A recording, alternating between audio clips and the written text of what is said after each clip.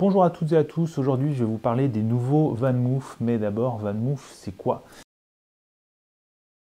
Vous connaissez peut-être cette marque, c'est une marque hollandaise donc de vélos connectés. Depuis quelques années ils ne font plus que des vélos électriques connectés et leur gamme est assez simple, on a deux vélos différents à chaque génération et on est sur un rythme actuellement d'une génération toutes les 2 ans. Donc en 2020 sortaient les S3 et X3, ici vous voyez le X3, donc ce sont deux vélos connectés électriques avec un moteur dans l'essieu avant, doté d'une alarme et d'un antivol et de vitesses électroniques donc qui passent automatiquement, ainsi qu'un GPS qui permet de localiser son vélo en cas de vol et un design plutôt original tant pour le S que pour le X. Et donc il y a quelques semaines, VanMoof a renouvelé sa gamme avec les S5 et A5 que j'ai pu essayer. Donc si le S5 reprend un design assez proche du S3, VanMoof a abandonné le X3 pour le remplacer par le A5.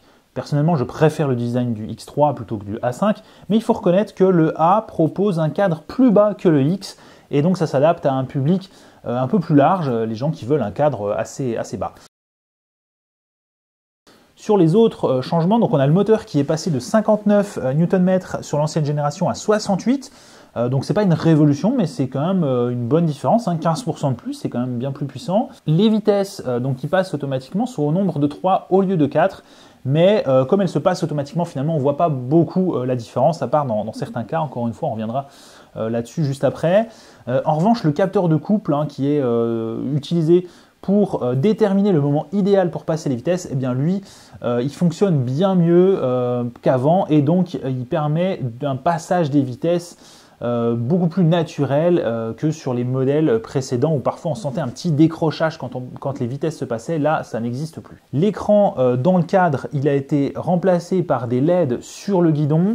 C'est encore plus minimaliste qu'avant. Et par contre, on ne peut plus connaître la vitesse à laquelle on roule. Avant, on avait quelques LED qui nous écrivaient le chiffre de manière précise. Et là, en fait, on a juste une LED qui se remplit plus ou moins en fonction de la vitesse à laquelle on roule. Donc, concrètement, on ne sait pas exactement à combien on roule. Heureusement, VanMoof a prévu le coup avec un support pour smartphone intégré au vélo et même une prise USB-C pour recharger le smartphone quand on roule. Et du coup, avec le smartphone, on a évidemment toutes les informations nécessaires avec l'appli qui est connectée au téléphone en Bluetooth. Donc je suis un peu mitigé sur cette partie parce que tant qu'à faire un truc futuriste, j'aurais vraiment apprécié un mini écran dans le guidon, même monochrome, mais juste pour donner un peu la vitesse, etc. Mais bon, c'est pas le choix qu'a fait VanMoof, soit. Sur la partie anti-vol, une simple pression du pied sur un bouton lorsque le vélo est à l'arrêt et celui-ci se verrouille. Et du coup, si on le touche après, voilà, ça déclenche l'alarme, etc.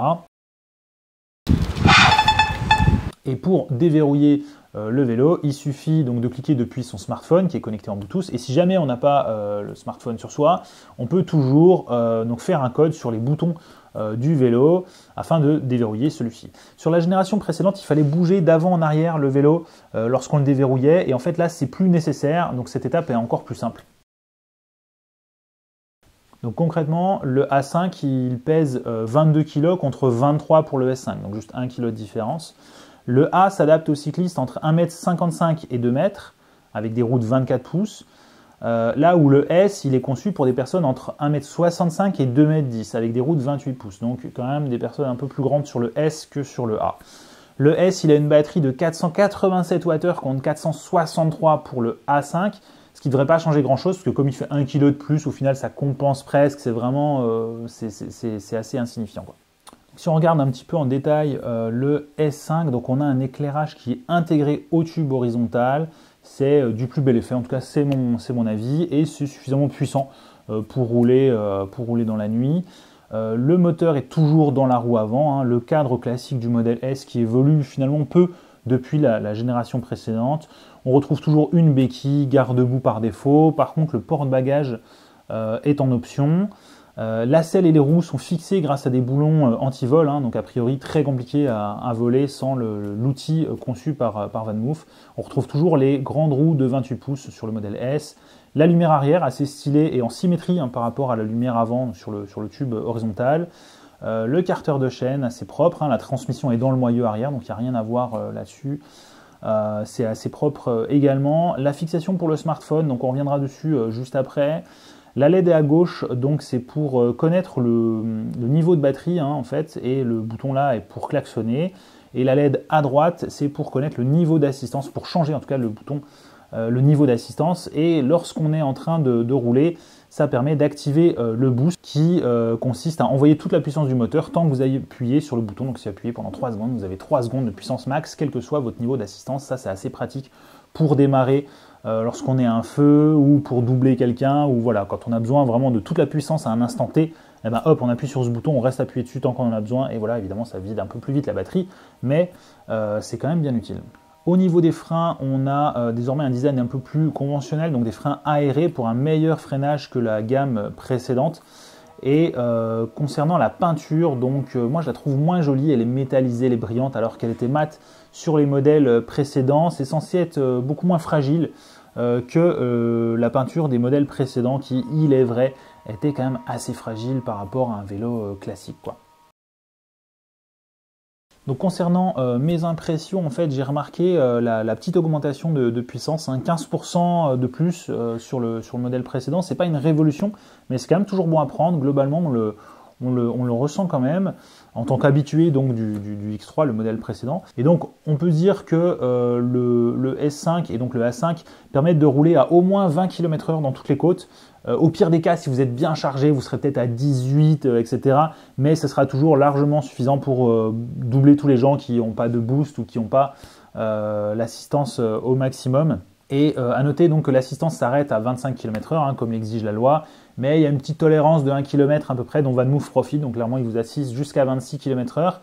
Et avec l'inertie, quand on accélère d'un coup, eh ben, en fait on peut même bénéficier d'un petit 27 km/h d'assistance parce qu'on va un petit peu plus vite, en fait le vélo est lancé, il vous assiste plus au-delà de 26, mais comme on est lancé, on a une petite inertie qui permet de dépasser même ces 26 km/h. Voilà. On a donc 4 niveaux d'assistance. Donc 0, le moteur est totalement éteint et le vélo se comporte comme un vélo non électrique, hein, beaucoup plus lourd évidemment. Donc ça a peu d'intérêt sauf quand on n'a plus du tout de batterie. Donc le moteur assiste pour compenser son surpoids dû au moteur. Donc on fait quand même du sport pour avancer et on a une autonomie dans ce cas-là théorique de 140 km sur ce mode-là. Le niveau d'assistance 2, ça c'est le niveau d'assistance que j'utilise le plus en fait. On sent bien l'assistance quand même, mais on fait des efforts pour avancer. Pour moi c'est un bon juste milieu et on a à peu près 90-100 km d'autonomie selon le gonflage des pneus, le dénivelé, votre poids, etc. Au niveau d'assistance 3, on fait peu d'efforts pour avancer. Le vélo fait vraiment le plus gros du travail. Donc on bouge les jambes, mais globalement, ça avance quand même un peu tout seul. On ne va pas se le cacher. Et on peut prévoir 60-70 km d'assistance sur ce mode-là. Et niveau d'assistance 4, là, le vélo fait tout le boulot, hein. Il suffit d'actionner les pédales pour qu'il nous assiste. Donc on tourne juste les pédales, mais c'est le vélo qui fait tous les efforts. La fonction boost est inutile parce que c'est quasiment comme s'il était activé tout le temps en fait. Et dans ce cas-là, il faut plutôt prévoir une cinquantaine de kilomètres d'autonomie. Donc sur toute la partie motorisation, je donnerais une note de 8 sur 10 parce que ça a progressé depuis la précédente génération, mais ça pourrait être encore mieux, par exemple plus puissant. Voilà, c'est pas trop puissant, donc ça pourrait être encore mieux à ce niveau-là. Concernant le freinage, bon, les disques de frein étaient pleins sur la génération précédente et ils sont maintenant ajourés, comme je le disais tout à l'heure, pour une meilleure efficacité par temps de pluie. Donc on est sur des freins à disque hydrauliques qui vont fonctionner correctement par temps de pluie. Donc ils sont très efficaces, voilà, il n'y a rien à dire à ce niveau-là. Et en plus, il est très facile de changer les plaquettes de frein. J'en ai discuté avec un technicien de VanMoof qui me disait que sur la génération 5, c'est beaucoup plus simple à changer. Il n'y a en fait besoin d'aucun outil, juste un truc à enlever et à remettre. Alors que sur la génération précédente, c'était un petit peu plus compliqué. Donc voilà, c'est toujours bon à prendre. Et du coup, je donne 9 sur 10 sur les freins parce que on voit mal ce qui pourrait être amélioré à ce niveau-là. Donc voilà, quasiment la note maximum. Au niveau du verrouillage, déverrouillage, donc l'activation de l'alarme et le verrouillage de la roue arrière sont aussi simples qu'avant. Un petit coup de pied sur le bouton à l'arrière et hop, ça se verrouille. Le déverrouillage est plus simple parce que comme je le disais tout à l'heure également, il n'y a plus besoin de bouger le vélo d'avant en arrière, hein. C'est une étape qui pouvait être un peu fastidieuse. Si on avait un antivol qui était attaché au vélo, il fallait le déverrouiller mais avancer le vélo, etc. C'est un peu compliqué. En revanche, je donne que 6 sur 10 parce que le verrouillage nécessite toujours un certain alignement des marques au niveau du moyeu. Et le déverrouillage sans le téléphone est toujours peu ergonomique. C'est un code à taper à coup de pression longue ou courte, hein, un peu comme si vous communiquiez en morse. C'est pas super pratique. Donc voilà, 6 sur 10, je pense que ça aurait pu être amélioré. Honnêtement, moi, ce que j'aurais rêvé, c'est une empreinte digitale. Et donc vous mettez votre empreinte digitale à un certain endroit du cadre et hop, ça déverrouille le vélo. Ça, ce serait vraiment mortel. Ça existe déjà sur les smartphones, donc il n'y a pas de raison qu'on puisse pas le faire sur un vélo. Les indications lumineuses, donc sur la génération précédente, comme je disais, on avait un écran intégré au cadre, c'était minimaliste et il fallait baisser les yeux, donc les éloigner de la route pour apercevoir ce mini-écran. Bon, ce dernier défaut, il est corrigé parce que toutes les informations sont désormais affichées sur le guidon. Mais il n'y a plus d'écran en fait, c'est juste des LED. Donc on perd en information parce qu'on ne sait plus du tout à quelle vitesse on roule, 20, 25, 15, c'est pas évident à dire dans tous les cas et parfois on a envie de savoir. Et du coup, l'affichage au niveau de la batterie, il est moins précis également, donc on ne sait pas exactement si on a 70, 60, 50, etc. C'est vraiment minimaliste et ça pousse à l'utilisation du smartphone. Donc pour moi, 6 sur 10, parce que certes, il est plus nécessaire de quitter la roue des yeux pour lire les indications, mais celles-ci sont vraiment sommaires, à tel point qu'elles en deviennent quasiment inutiles. Donc voilà, 6 sur 10, ça pourrait être amélioré. Donc le vélo, il intègre une fixation SP Connect, c'est un système similaire et concurrent à Quadlock, qui est leader du marché. Ça marche très bien. Concrètement, vous achetez la coque compatible pour votre smartphone, comptez une trentaine d'euros environ, et vous le mettez dessus, vous tournez d'un quart de tour et hop, celui-ci est fermement fixé au vélo. Voilà, c'est aussi simple que ça. Et la coque pour smartphone n'est pas trop épaisse, donc vous pouvez la garder même quand vous ne l'utilisez pas sur le smartphone. Et donc, une fois que vous avez le smartphone fixé au vélo, à ce moment-là, vous pouvez lancer l'application VanMoof pour avoir toutes les informations nécessaires, vitesse de déplacement, niveau de batterie, niveau d'assistance, accès aux réglages, etc. Et en plus, on a un port USB-C qui est situé juste sous le guidon qui permettra de recharger votre smartphone pendant que vous roulez. Donc ça, c'est vraiment top. Ça utilise la batterie du vélo comme source d'énergie. Mais bon, c'est assez négligeable la quantité d'énergie que vous allez consommer avec votre smartphone. Donc du coup, ça ne va pas beaucoup réduire l'autonomie du vélo. Donc ça, c'est une fonction qu'on aimerait vraiment sur tous les vélos électriques. Ça devient de plus en plus le cas, mais ce n'est pas encore le cas pour tous. Et donc 8 sur 10 sur cette partie parce que VanMoof a bien compris qu'on ne peut pas avoir un vélo connecté si on n'a pas son smartphone sous les yeux. Dommage qu'il faille une coque spécifique sur son smartphone pour l'accrocher au vélo, mais d'un autre côté, je ne vois pas comment ils auraient pu faire autrement, donc bon, là-dessus, je ne peux pas vraiment critiquer ce point. La transmission, donc elle est plus fiable qu'avant parce qu'elle est plus discrète, le changement de vitesse automatique passe totalement inaperçu, et ça, c'est vraiment ce qu'on attend de lui, que ça se fasse de manière transparente pour l'utilisateur. Donc fini les petits décrochements désagréables dans certains cas, qu'on ressentait parfois sur l'ancienne génération. En revanche, pourquoi passer de 4 à 3 vitesses? Je pense qu'il y a une contrainte technique là-dessus, c'est pas forcément très pertinent, mais cette diminution, je pense qu'elle se fera par contre sentir négativement par les personnes qui roulent avec l'assistance en mode éco et qui du coup appuient plus fort sur les pédales et potentiellement qui ont un peu de dénivelé, donc les personnes voilà, qui appuient, qui font du vélo, qui appuient effectivement sur les pédales. Je pense qu'elles vont un peu le sentir, le fait qu'il n'y ait que 3 niveaux d'assistance. En revanche, si vous utilisez l'assistance au niveau 3 ou 4, ou même 2 et que vous n'avez pas trop de dénivelé, alors à ce moment-là, je pense que vous sentirez finalement assez peu le fait d'avoir que 3 vitesses au lieu de 4 sur la génération précédente. Donc 6, 7 sur 10, on va dire, pour la transmission. J'ai du mal à me décider parce qu'elle est quand même mieux, mais elle est moins bien aussi, donc bon, voilà. Au niveau des accessoires qui sont disponibles sur ce vélo, donc on a une batterie supplémentaire qui viendra se fixer en bas du cadre pour doubler l'autonomie de la batterie. Donc ça, c'est vraiment pratique et en plus elle permet de recharger la batterie principale du vélo lorsqu'elle est fixée sur le vélo. Donc ça, c'est plutôt sympa, mais elle n'est pas encore disponible. Et on aura un porte-bagages avant qui sera proposé également. En revanche, je n'ai pas vu de porte-bagages arrière, donc ça me paraît un peu surprenant qu'il n'y ait pas de porte-bagages arrière. Il y en a toujours eu sur les générations précédentes. Et c'est plus courant d'avoir un porte-bagages arrière qu'à l'avant, donc potentiellement ça viendra peut-être, mais en tout cas pour l'instant c'est pas du tout disponible sur le site. Alors je parle pas trop de tout ce qui est suivi GPS, etc. parce que du coup c'est quelque chose qu'on a déjà sur les générations précédentes. On peut localiser son vélo à n'importe quel moment. Le vélo a une carte SIM qui est intégrée, donc du coup on va pouvoir avoir sa position de manière assez fiable. Donc il y a évidemment un module GPS plus une carte SIM pour remonter les informations. Et donc ça n'a pas beaucoup changé, donc j'en parle pas, mais c'est vraiment important à noter.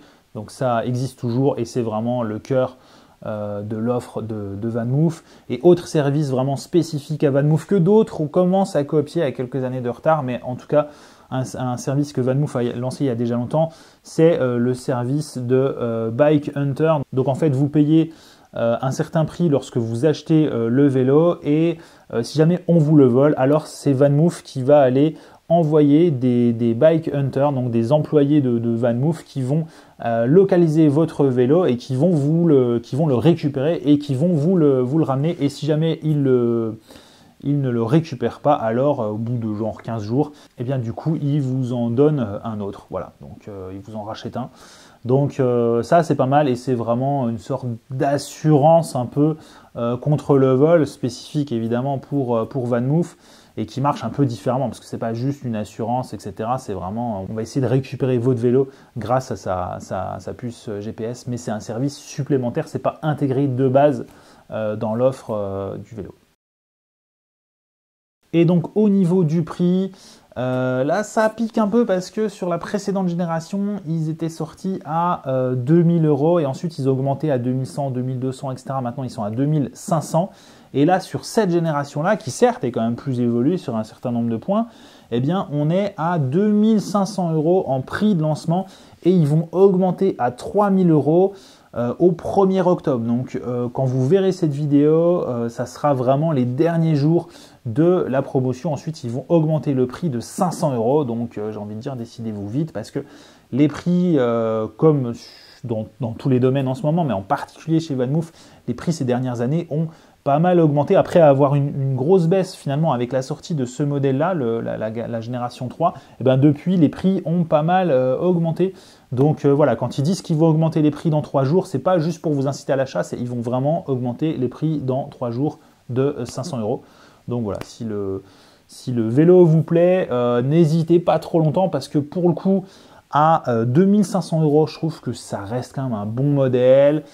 C'est un modèle intéressant, connecté avec le GPS, l'alarme, etc. C'est vraiment un modèle bien conçu et si vous mettez systématiquement votre smartphone dessus, vous aurez toutes les infos. Enfin voilà, c'est vraiment, je pense, un bon vélo. En revanche, à 3000 €, là, ça commence à faire un peu cher. Je le recommanderais quand même nettement moins à 3000 €. Enfin, je veux dire, 500 € de plus, c'est quand même une somme vraiment importante. Donc, si vous le pouvez, achetez-les avant le mois d'octobre parce que je ne suis pas sûr qu'il y aura des promos à l'avenir. Les prix ont malheureusement plutôt tendance à augmenter plutôt qu'à baisser. En tout cas, vous pourrez vous décider en connaissance de cause. Voilà, j'espère que je vous aurai un peu éclairé sur ces VanMoof A5 et S5. Et je vous dis à bientôt pour une prochaine vidéo. Et d'ici là, si vous avez des questions, n'hésitez pas. Les commentaires sont là pour ça.